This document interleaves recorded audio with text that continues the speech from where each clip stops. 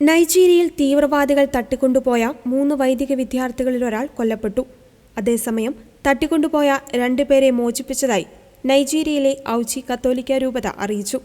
2025 July 10 ഇവിനോക്സ് പോഡിയയിലെ immaculate conception minor സെമിനാരിക്ക് നേരെയുണ്ടായ സായുധ ആക്രമണത്തിനിടയിലാണ് ജാഫറ്റ് Jessy, Joshua അലിയോബുവ, Emmanuel Alaba എന്നിവരെ തട്ടിക്കൊണ്ടുപോയത്.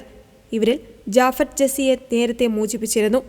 തുടർന്ന് നവംബർ 4 ജോഷുവ അലിയോബുവയും മോചിതനായി. എന്നാൽ സെമിനാരി വിദ്യാർത്ഥിയായ ഇമ്മാനുവേൽ അലാബിയാണ് തടവിലിരിക്കെ കൊല്ലപ്പെട്ടത്. ഈ ആക്രമണത്തിൽ സെമിനാരിയിലെ സുരക്ഷാ ജീവനക്കാരനായിരുന്ന ക്രിസ്റ്റഫറും മരണപ്പെട്ടിരുന്നു.